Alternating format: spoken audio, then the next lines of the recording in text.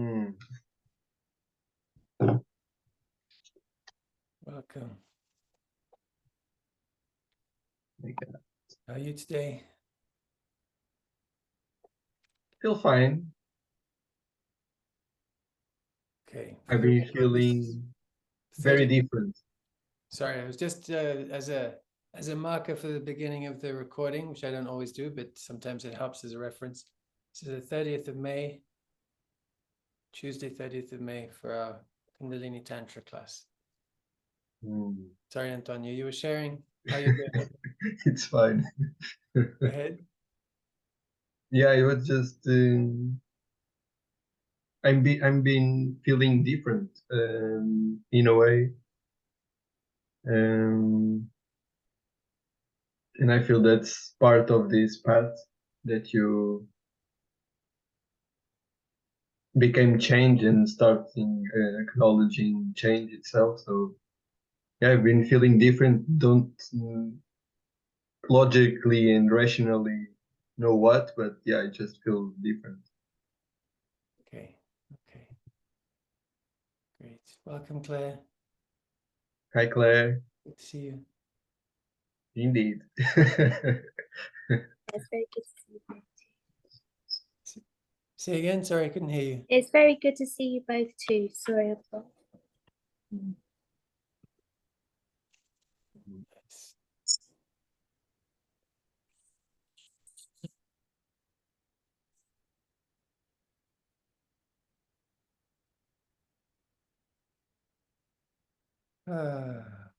So one thing that we can explore today, and for those of you who've been in other programs with me, we've gone through this, but it makes sense as a fundamental part of a Kundalini Tantra program to get some clarity about the nature of the energy, you could say the energy body, the terminology around it, what's referred to in yoga and tantra in terms of energy flow, and where and how. So referring to the nadis and the chakras. And not because we absolutely need these ideas. Actually, maybe even more because going through these paths in the world today, we're likely to come across them. So we're likely to take in those words and ideas and concepts and maps to some extent. So I actually think it's important to go through this theme, not because you have to have an idea about the chakras and the nadis to do effective energy work, or for Kundalini to flow, because Kundalini flows according to its own nature. It doesn't need our mind to know a map. But what can happen is that we acquire a map because we go to yoga, we go to some therapy, we go here or there, and we get bits and pieces of these ideas of chakras and Kundalini and nadis and blockages and so on. And so what we can do by getting more clarity on it is unblock the mental component of what we think we know about chakras and about nadis and so on, because sometimes we have acquired an idea that's actually holding us in a sense of stuckness. Like, I am at this stage because, for example, a narrative someone could have is, well, I am at this particular stage, not beyond, because I haven't opened my Kundalini, or because my Kundalini is stuck, or because I haven't opened this chakra, or because this chakra, this or that and the other. So we can create a fixation around where we are, which can be a mix of things. It can be self-awareness, right? We can actually have real awareness, like I feel that energy is not moving from this place, right? So that's an actual direct observation that something's happening or something isn't happening. There's something that feels not quite right. So that's a pure observation, let's say, but then we can add narratives to it. And the narratives can actually influence to what extent we're freeing up that energy or telling ourselves that we can't. Because we might be telling ourselves that we need some special process, we need some special knowledge, we need some special experience to get out of the state we're in, the condition we're in. So we might complicate our process through the beliefs we've acquired. And that's certainly true to a huge extent, I would say, around Kundalini, because Kundalini becomes mystified. Chakras themselves are already mystified, but Kundalini, 1,000-fold. And with fear around what it means to awaken Kundalini, and in some cases, it's not a completely unfounded fear. There's reasons to be cautious. There's reasons to not practice certain types of things without some support system, some degree of guidance or support. And so part of what we're doing by looking at this subject, rather than just acquiring theory, it's demystifying the theory we may already have acquired so that it's not interfering in any way. So we're not creating unnecessary complexity.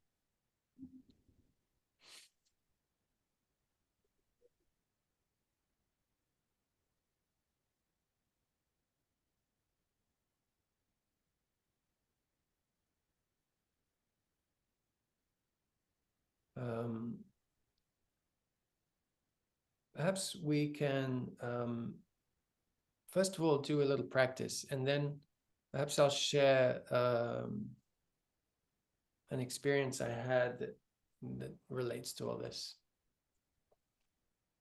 People are dropping in. Welcome, Filipa. Welcome, Irina. Oi. Bom dia. Bom dia.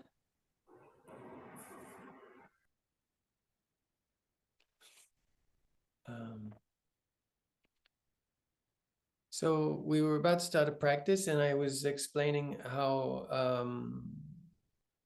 it's important to get some clarity about the terminology used in the field of Kundalini practices around chakras and energy,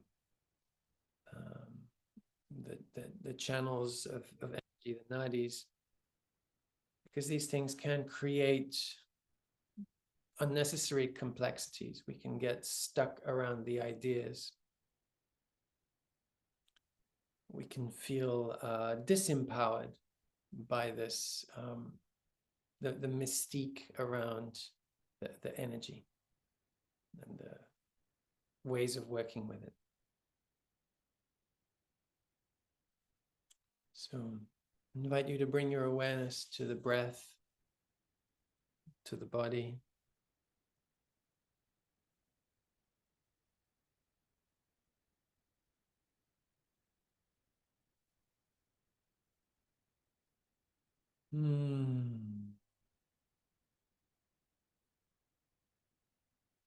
Letting your body be held by the earth element, by the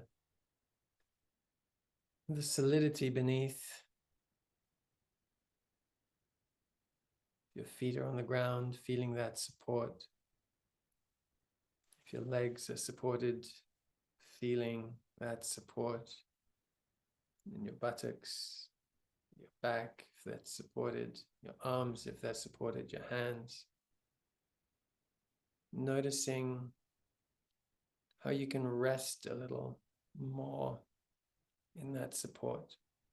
And even while you could say drop into that restful support, that supportedness, you can at the same time allow for a natural upward impulse to express itself in the body that gently and effortlessly straightens you,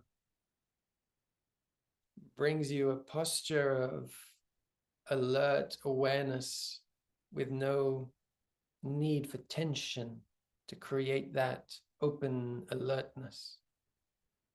This inward impulse like a plant growing upwards to the sunlight.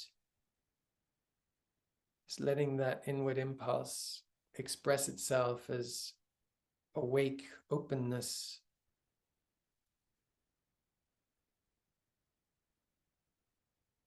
And it can do that using the natural inner structure.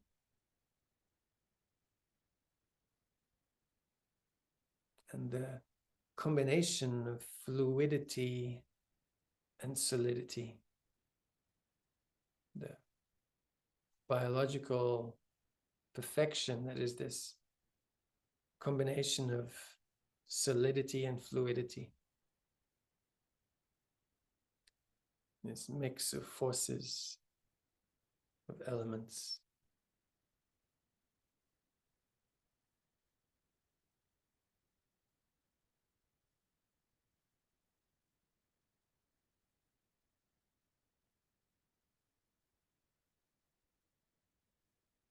Let the body be open, available for movement.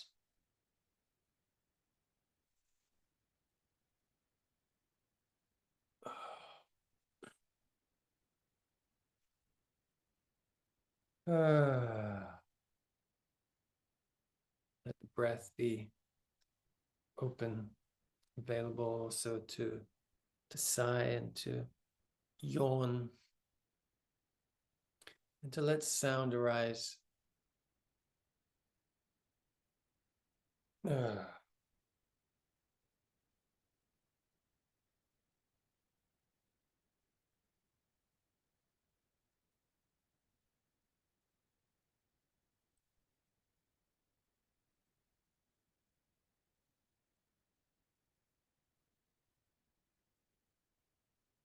Hmm.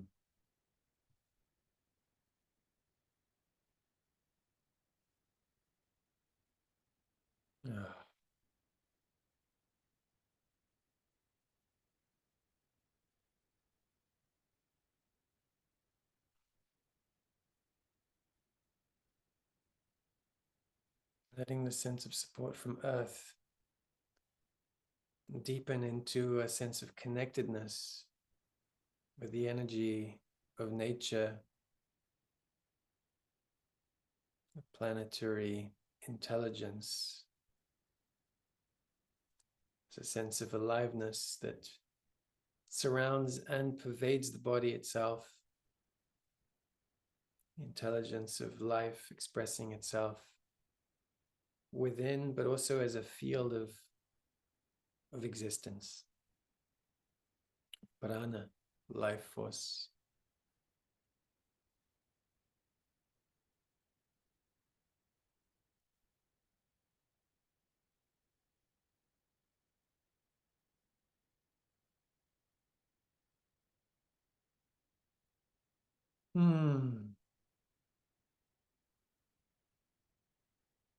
And for a few breaths, you can practice the awareness of receiving consciously, intentionally energy as you breathe. You can experience it as a savoring and honoring of the life force that's entering into the body.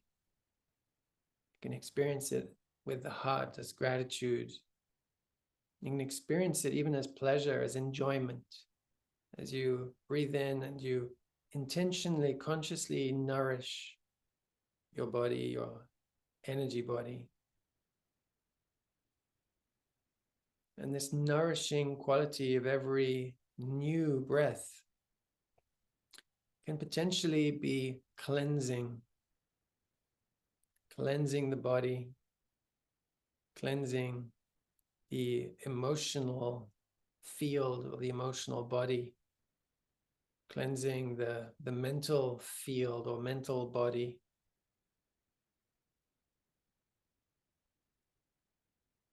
Can be reattuning you to a sense of full natural beingness.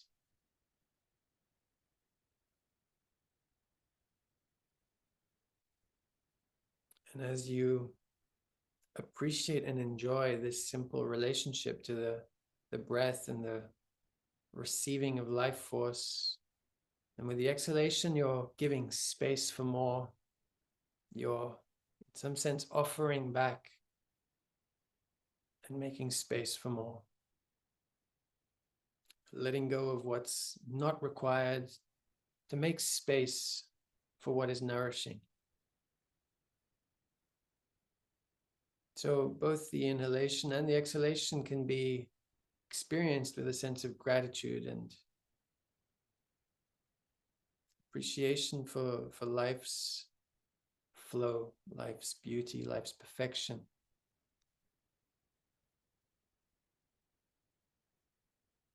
Nourishing and appreciating, receiving and giving back.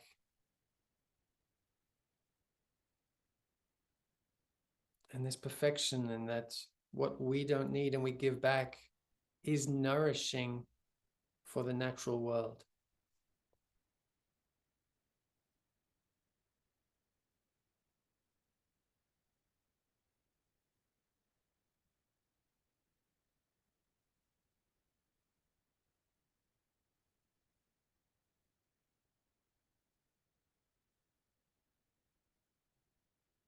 And perhaps you feel as you practice this, if you're able to do this without thinking too much about how it's supposed to be done, but just playfully experimenting with these observations and this openness, this joyful presence, you may find that the quality of the breath changes. Maybe it softens, maybe it deepens, maybe it feels more rich, more alive, more sacred, more imbued with aliveness and with love even. Breath becomes a form of intimate communion with the source of life, with even the divine. Like you're receiving breath from the source.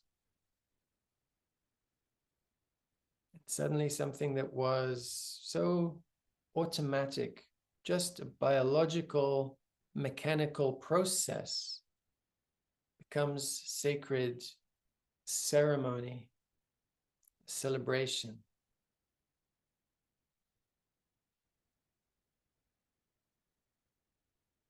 It can even take on a kind of erotic intimacy with the divine, such direct receiving and returning of energy.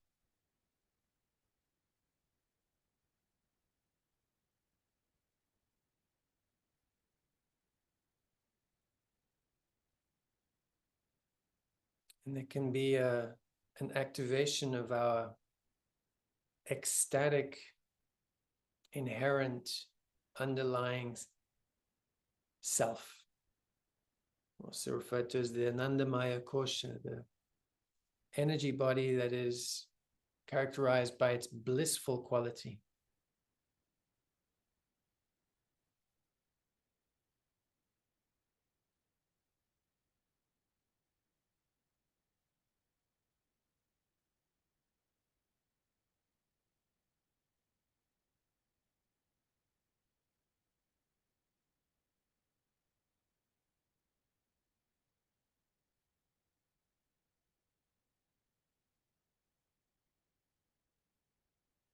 Breathe in a sense of blissful aliveness, not just air, but breathing in divine blessings, divine love.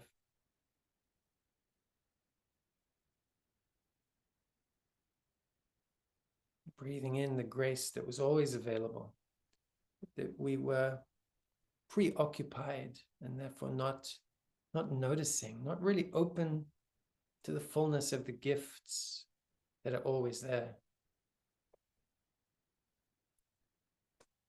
So this is not requiring some super sensitivity to energy, just an openness. Just an openness. willingness to receive.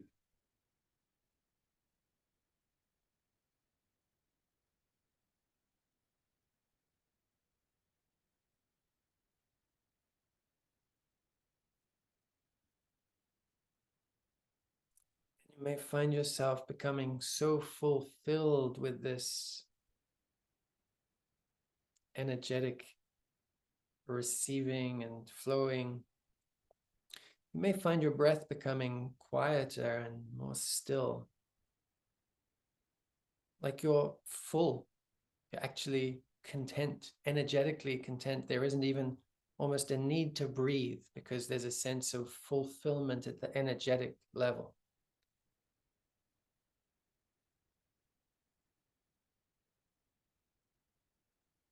Resting in the field of aliveness, resting at the heart of existence, from the very heart, the source.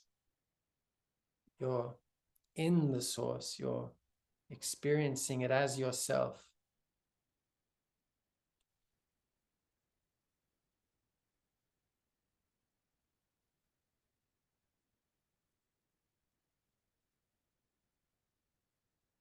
Filled and glowing and overflowing with aliveness, divine blessings.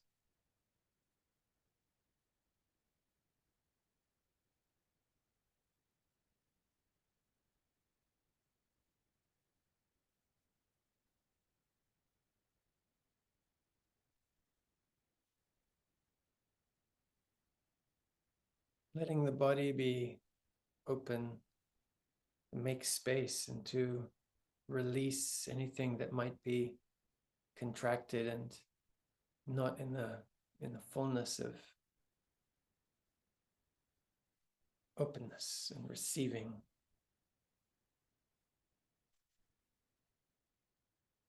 Maybe there's new space that can open up, layers of tension that may reveal themselves.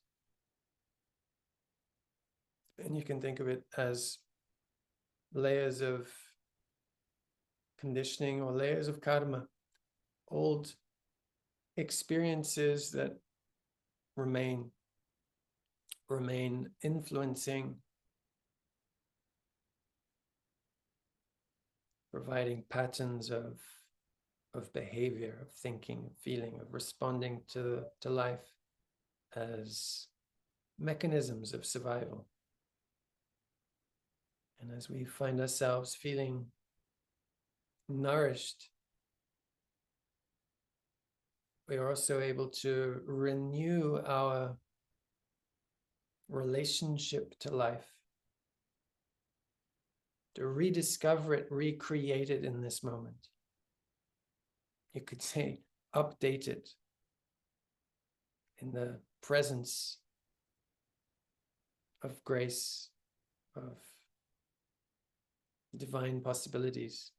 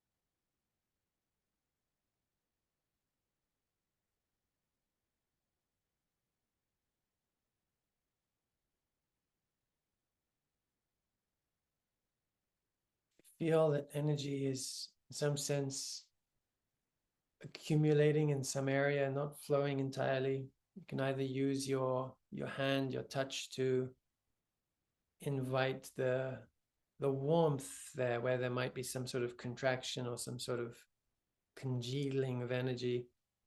You can invite through touch, through movement even, You can invite the fluidity, the flow. You can guide the movement, and you can do this not by thinking how is it supposed to move, but just responding with the same naturalness and spontaneity as a yawn arises, as a sigh arises, as a stretch that comes from the body's intelligence. You can let that same intelligence guide this process of inviting energy to flow.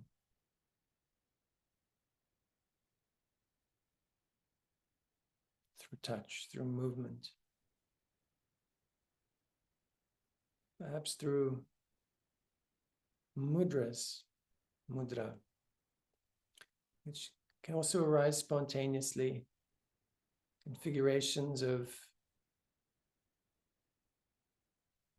positions of the body, positions of the hands, which can reconfigure energy flow.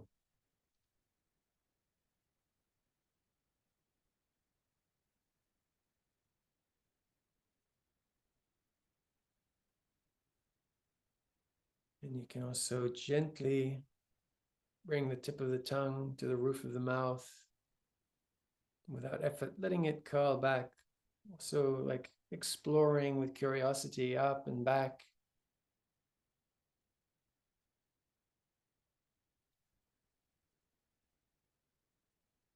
Let the eyes gently draw upwards, as if you're looking up to your forehead, looking up towards the crown without straining.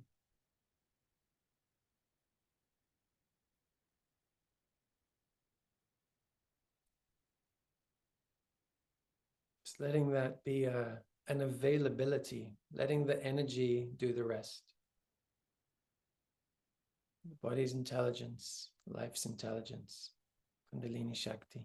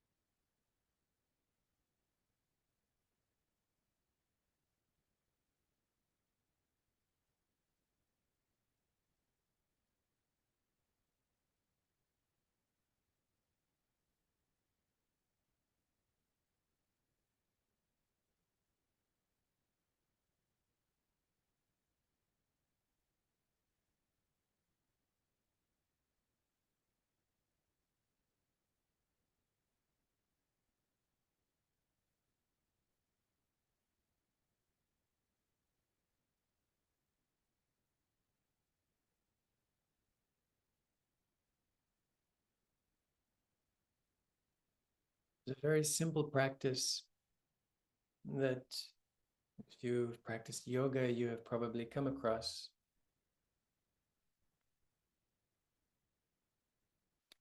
This can be a good opportunity to bring more clarity to the nature of the practice and the underlying principles behind it.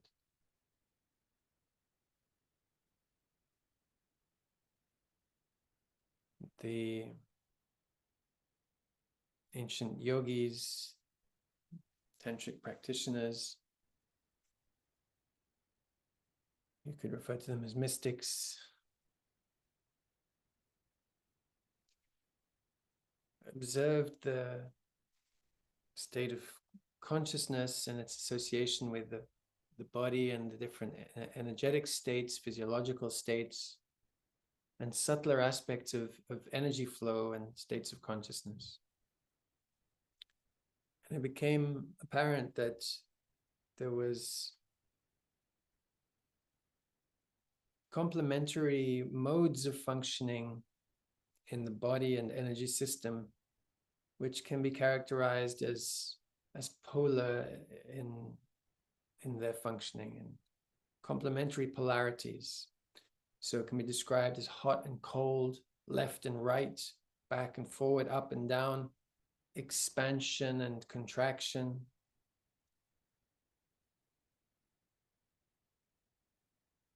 Advancing and retreating, opening and closing. It can also be characterized as masculine and feminine, solar and lunar,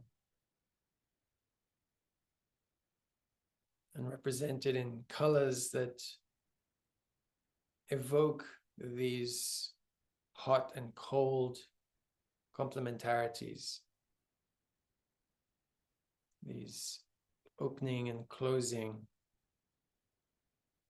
functions.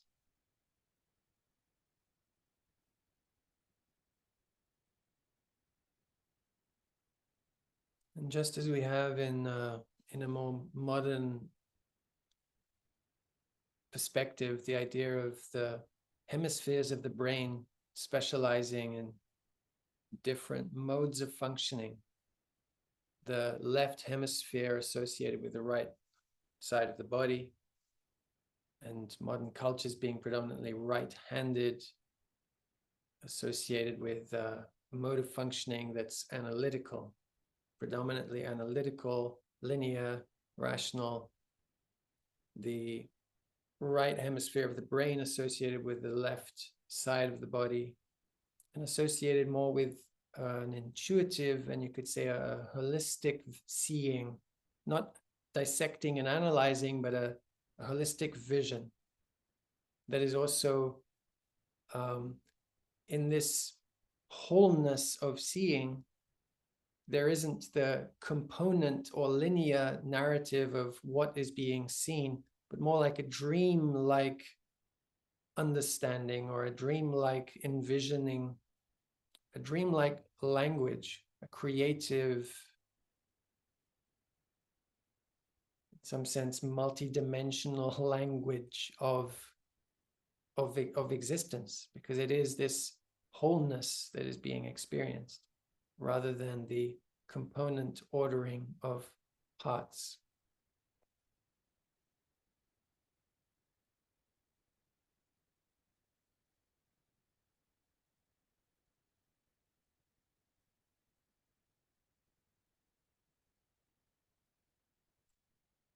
So the common practice used in yoga is to inhale through the left nostril, holding down the right nostril, and then to cover the left nostril and exhale through the right nostril, and then inhale through that right nostril through which we've just exhaled, and then cover that nostril as we exhale again through the left nostril. So that completes a cycle, because then we would begin by inhaling again through the left nostril as we did at the beginning. And this cycle of rhythmically alternating the breath is working with the polar complementarity of forces within the body, within the energetic system, corresponding with the, ultimately you could say, the wholeness of our being, by bringing the basic fundamental polar dynamic forces into harmony, into each of them being brought into their full expression by being focused on one at a time, but also rhythmically alternating, bringing them into activation and into balance with each other.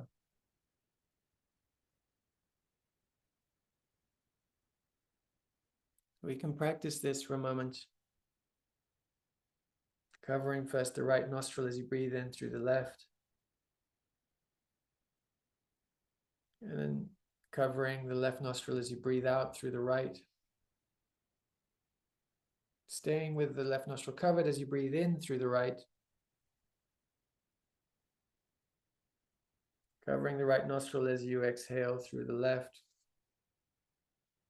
Completing that first round, then breathing again in through the left nostril. So you keep your right nostril covered as you breathe in. Then cover the left nostril as you breathe out. Breathing in again through the right. Covering the right nostril as you exhale through the left. Continuing with the right covered as you breathe in again, continuing the third cycle.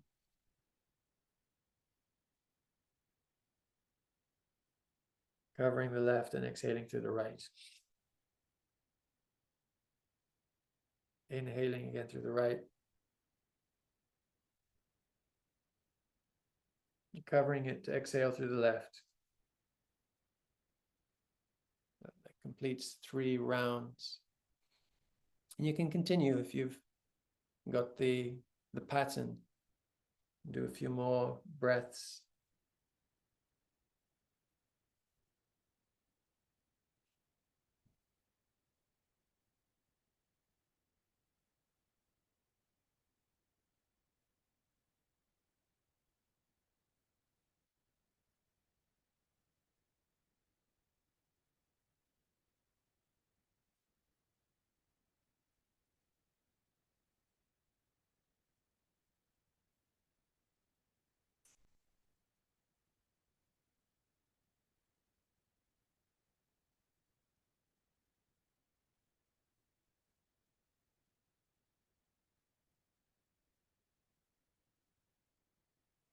Some traditions, there are specific fingers used to cover the nostrils in order to also influence the quality of energy running through.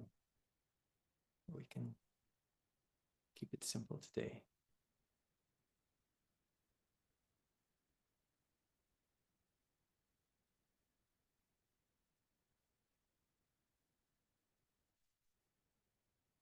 So when you're ready, feel free to share what the practice brought today. First of all, the opening to the energetic aliveness, the conscious breathing, you could say the breath of grace.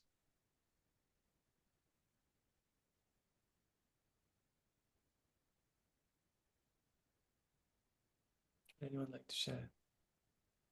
I feel much better after the breathing. Great. Yeah.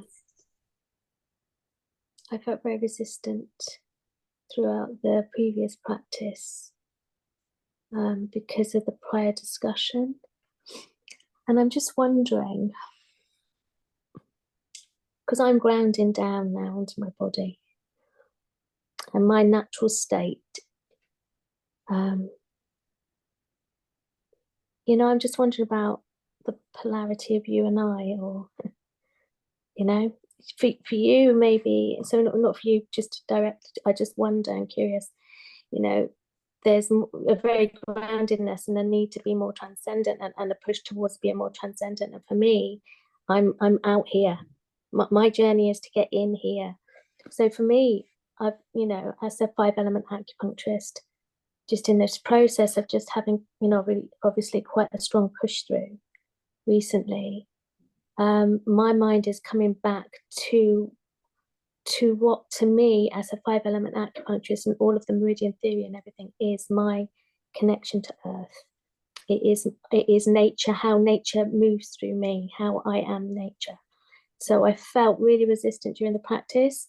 I'm sure that's not what you meant, but I felt very protective of saying that right now. For me right now, I'm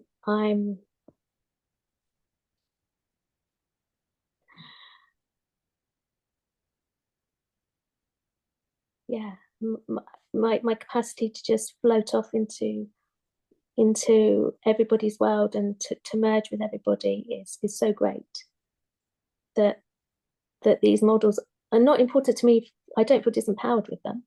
I feel for me that is my it is my shaman, but she is grounded. She is here, and she knows. Yeah, for me, it keeps me in my body. So I just felt a little resistant, but the breath work was beautifully balancing. Thank you. So please feel free to correct me if I completely misunderstood. I also think, sorry to just carry on, the chakras to me, I'm a bit irritated with all the talk around the psyche at the minute, and I think chakras tend to relate to psyche perhaps as well. Am I right or wrong? In which case, I'm really with you. Yeah, I just wanted to differentiate between how I perceive things. Thank you. Thank you for listening. Thank you for sharing, Claire. Yeah. Yeah, I think it's very different to be working as you do with the currents of energy. I mean, you work with the meridians, right? So that involves either a rigorous or both, a rigorous study of the mapping of the energy lines, and then potentially a more intuitive sensing of them. So it's very different to be actively working with them, for them to be a real thing, a language that's a living language for you, or something that's an idea, a concept that we can lead us to feel like, I don't really know what this is, and maybe I haven't really woken up my spirituality because I don't see this or feel this. So it can be this thing that we feel disconnected from. We've kind of acquired ideas about it, and it's mysterious and it's confusing, and it makes us feel like, oh, I'm not at that level where I've really woken up because I don't know this world. So it can be disempowering when it's given a kind of a mystique. But when it's a practical living reality you're working with, I'm not saying that the use of the terminology is itself unhelpful. But for the most part, people are acquiring ideas about it without a direct relationship to it. So it's a totally different thing for you as a practitioner who's immersed in that work and who works I'm relaxing as to well you now, as Peter. the knowledge. Say again? I'm relaxing to you now. My body was so contracted. Just because of where I am, just because of what I've just been through. And I was like, okay, yeah. I'm just grounding into who am I? And this is very important. Yeah. Thank you. No, I'm happy you brought your awareness of that, because you could have just contracted and not said anything. So the clarity of like this is meaningful to me, brings the communication, and I recognize that, and I wasn't bringing it as just a let's say blanket criticism of like no one should speak of chakras and meridians and nadis because it's all unhelpful. No, I didn't mean it in that context. It was more that it's become not just for practitioners that are really immersed in the work with it. It's become a common concept for people who go to a yoga class, who have a therapy, and it can, for those people, it can become confusing rather than a living reality. It's the trendy stuff, isn't it? It's when it becomes something to do with being trendy, or yeah, I can see that. Well, thank you. I feel better. I feel like I can let you back in. Cool. Can relax.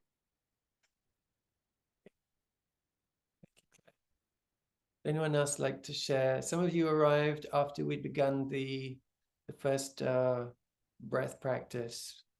But there was also a certain amount of energetic transmission, let's say, an energetic field created. So perhaps even if you came in late, you'll have experienced some attunement to what we were doing, and hopefully you'll come back to the recording and practice from the start as well to experience what we were doing.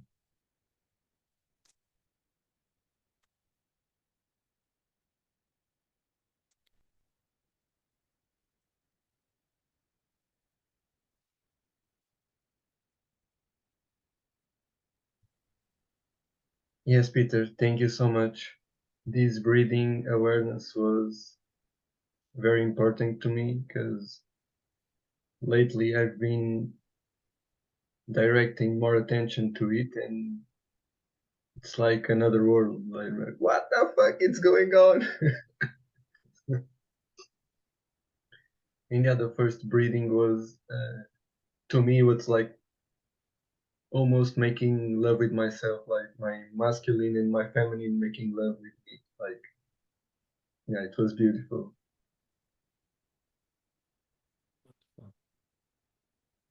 And how do you call the second practice that you shared? Sodhana? Nadi Shodhana, yeah. Shodhana, okay. Yeah. Shuddhi means purification. So it's a way to refer to, basically you're doing a gentle purification of the nadis, these two main currents of Ida and Pingala, associated with masculine, feminine, solar, lunar, and so on. So it's you're working with the Yes, Peter. primary currents of complementary energies of the life force. Okay, and I feel that's these breathings, they are kind of activating more energy. Because I've been doing pranayama and then meditation, and I already call it like my shaking sessions. Like after activating the breath and doing meditation after all, I just get massive reliefs of energy. And yeah, I've been experiencing that. So Great. thank you for clarity and awareness that you bring. Thank you so much. Thank you, Antonio. Thank you for sharing. And it's worth mentioning also, because I'm describing this as, and you could say in categorical terms, like this is the masculine and feminine currents, but this is within a map, right? Within a specific map. These are not absolutes. Within the Taoist tradition, you have a slightly different mapping of the energy body.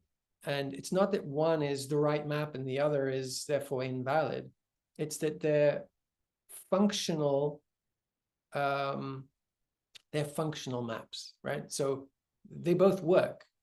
We could be doing a more Taoist type practice where we're breathing up the back of the body and down the front, or even doing it in the reverse order, up the front and down the back. These are working with complementary currents, complementary forces, and bringing them into balance.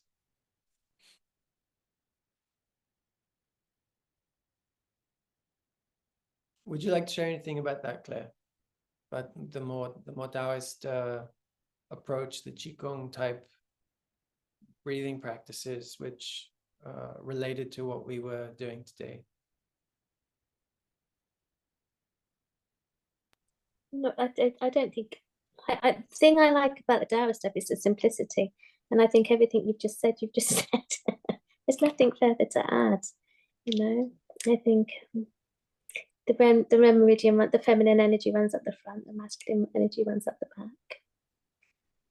And I think what would be beautiful, like Peter said, is just to not use that prescriptively, but to use that intuitively. What do I need today? You know, to enjoy these practices with awareness of your needs. And yeah, so no, I don't think I have anything to add. we did talk about it, didn't we? I think with Miguel that time, and I think it might be worth mentioning here. It's a really strange thing to add into this, because it's a very traditionally masculine practice. It's going to be a really odd thing to say, but it's interesting because it ties into the sexual energy as well. I had an awareness that the practice itself is almost when we work with the inside of the body as well, it's almost it's very, very close to a female orgasm, or the process with a female orgasm. And I won't say any more because I think that's worth, yeah, I just post that there. Thanks for sharing. Yeah, in relation to working with it intuitively rather than prescriptively, I just wanted to add one thing, which is that it's actually difficult to be intuitive about the practice before we've made a habit of the practice and become that familiar with it, that it's available as a because we can think of it as a spontaneous practice that reveals itself in the moment, right? So rather than thinking, oh no, I'm supposed to do this today, we allow that spontaneous practice to arise. But it's actually, for the most part, people find it difficult to access a spontaneous practice unless they've done a disciplined practice for a certain amount of time. And then it becomes so familiar that it will just spontaneously arise. Otherwise, we tend to be too preoccupied. And that's also a way of saying insensitive to the energy flow and to the energy potential. And so because our attention is on other things, we're not listening to that energetic revealing. And so creating a habit of a practice brings us that sensitivity, that openness, that language, even you could say, the language of the energy body. And then it becomes this first, you could say, a tool in a more clunky sense of a tool. Then it becomes an organic expression of the life force. If we're practicing tremendous amount of no, it's not about quantity, but an effective silence and listening. If we're really attuned, the spontaneous practice can arise. So I'm not saying that it will only arise if you've done years and years and years of repetitive, prescribed practice. But that is one way that it will become eventually spontaneously available. I've experienced both of those ways of things happening. So with Kriya Yoga, it was years of practice, which eventually was a bit like creating having a motor that was running by itself. So rather than having to sit and tell myself, now I'm going to do Kriya, I find myself doing energy work without thinking about it. I would just notice, oh, it's now I'm doing it. And this is also where a lot of my discovery of tantric principles came from, because within the sexual context of applying tantric principles to intimacy and relationships and sexual energy, it was arising spontaneously as a result of the years of practice of Kriya. So there was a coming together, let's say, a context in which the energy's intelligence could reveal itself. There'd been years of, you could even call it pushing for a few years, because it was trying, associated with it. But I had also had the grace infused into the practice from the beginning, because my first teacher had this key message, which was, when you're practicing, smile. And at the time, I had no idea why. I didn't get it, but I remembered it anyway, and did enter into the practice. So it wasn't just a pushing through with this system and a prescription and an effort. There was this quality of relaxing into it and enjoying it. And the enjoyment allowed for energy to do its own thing. That really is so fundamental, you know, because I'm jumping around a bit, but we do this practice here where we're entering into the connection with the heart and the smile. And we might wonder, but are we trying to override what we really feel by smiling and feeling the heart? And maybe we're not feeling open-hearted. Maybe we're feeling other things. So are we trying to push it down and be positive? That's not the objective. It's not the objective to just push something down, to override it and be happy. It's actually a way to open space. The connection with the heart opens space, and the space allows for us to actually feel what's there. The more contracted we are, the more contracted we want to be in some way, because we feel unsafe.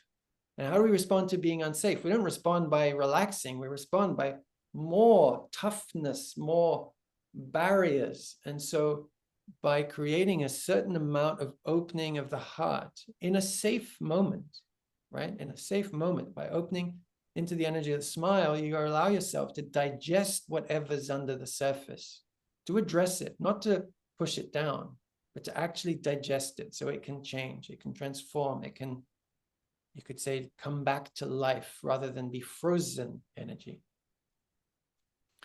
And there was something else.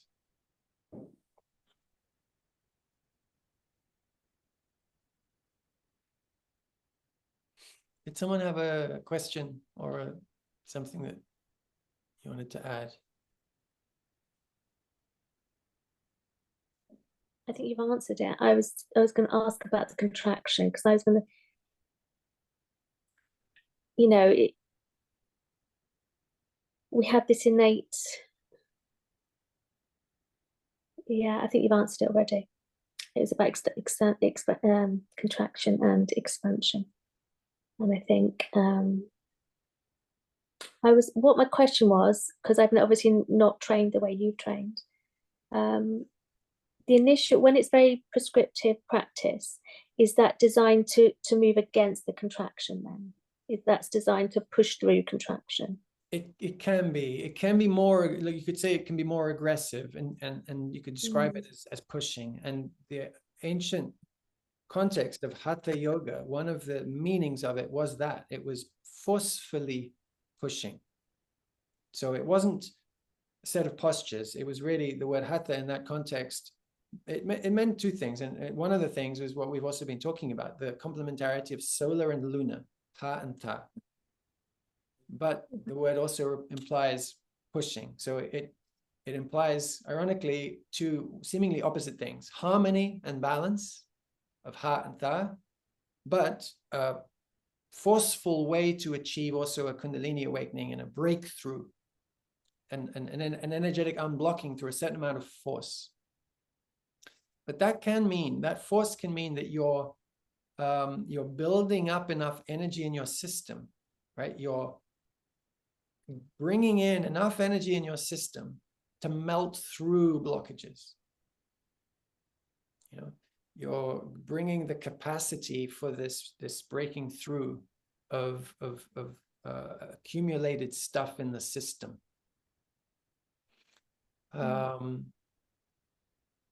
And this could happen in times of like suffering, when we call on grace.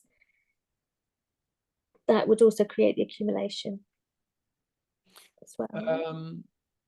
Do you mean create enough energetic availability and a kind of a pressure that breaks through? Yeah, so. Yeah.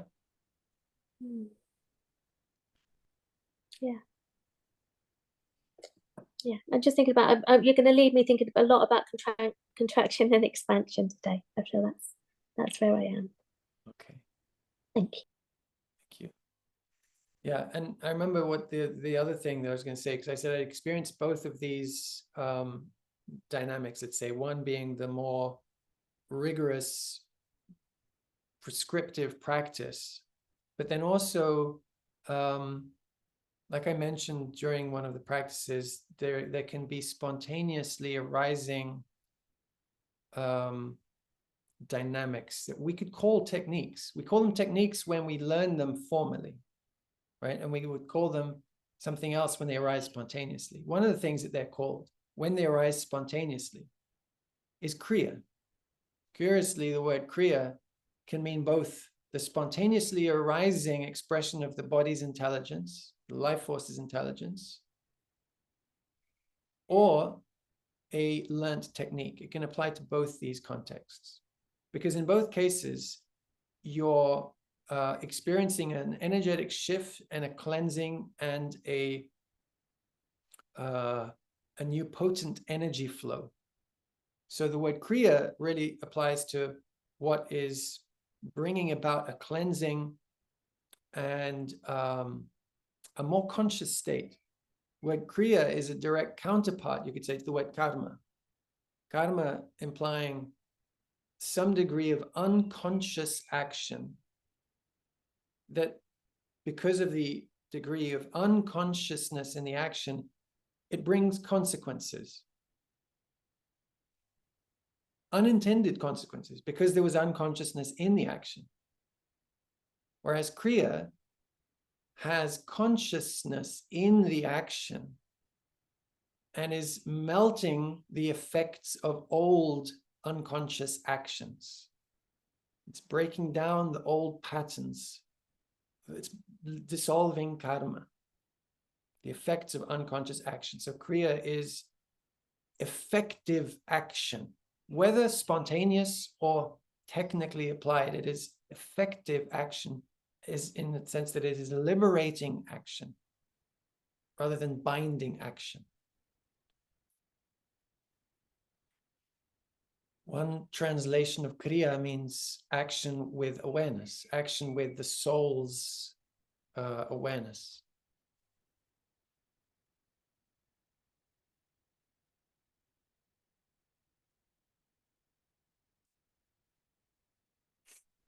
Any other sharing before we complete for today?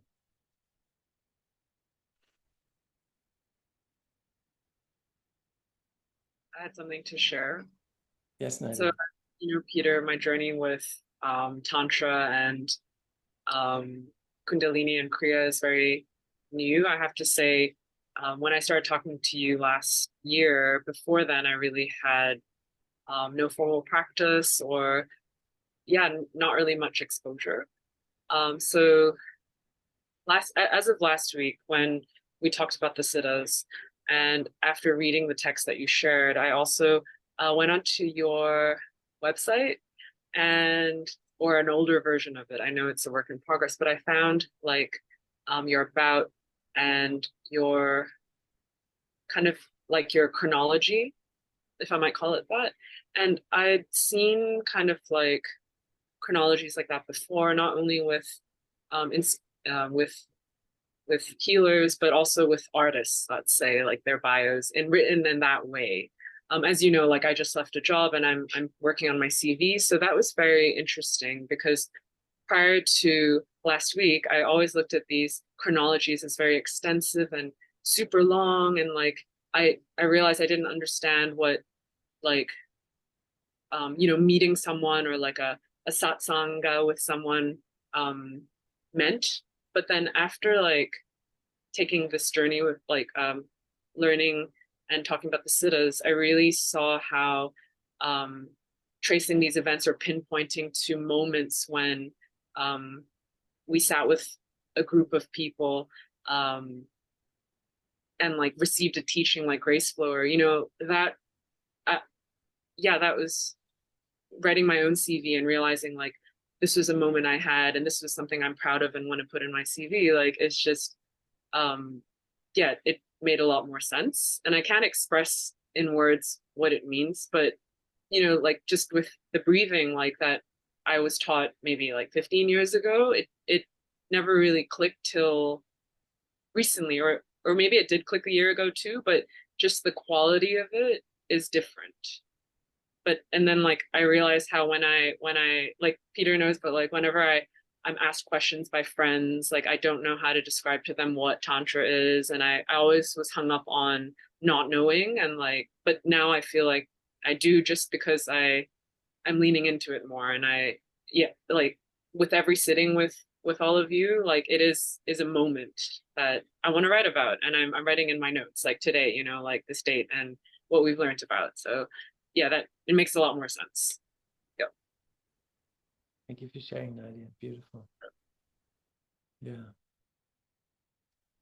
Yeah, I like also what you were saying about how the technique that you learned a long time ago, but then it finally clicked.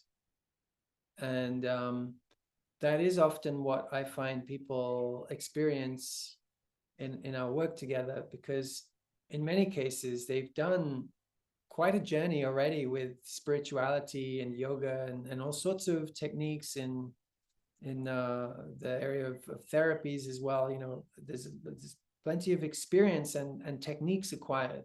And so what I'm doing is not so much giving a whole bunch of new and different techniques that they have to go and do to occupy more of their time with techniques when they already have a bunch of techniques. But often it's that experience that the penny drops. It's like, and the knowledge they already have, the techniques they already have, become empowered, become activated, you could say, because there's suddenly a depth of insight and relationship to the body, the breath, the energy, and so the technique comes alive.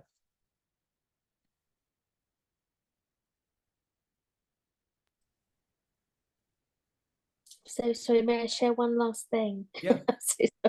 It's because it's still, I mean, it was so contracted at the beginning. My compassion is tied into my practice of medicine.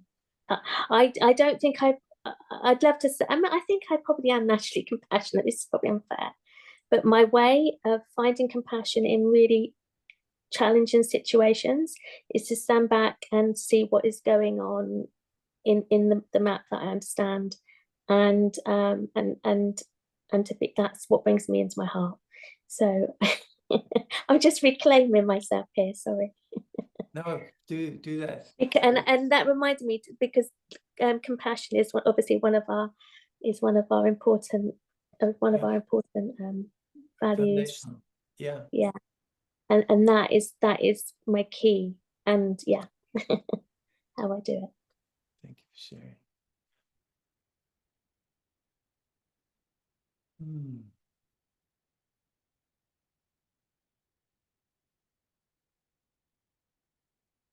Okay. For those who joined a little late, I do encourage you to, when you have some time, to go back to the practice we did at the beginning today. I think you'll find it a little different to what we've done in other classes. Even those who've participated in other programs with me, I think you'll find it helps to complement the other practices and will be revealing.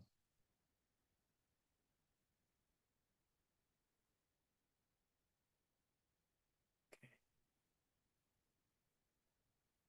Sending love and gratitude to you all, also those watching the recording afterwards. A dear friend of mine will be joining the program. She wasn't able to join today, but Anna Sophia will also be here, I think, next week. Perhaps also on the Friday course. Okay. Love to you all. Big hug. Thank you. Bye. Thank you. Thank you, Pete. Thank you, Felipe. Big hug. Ciao. Big hug.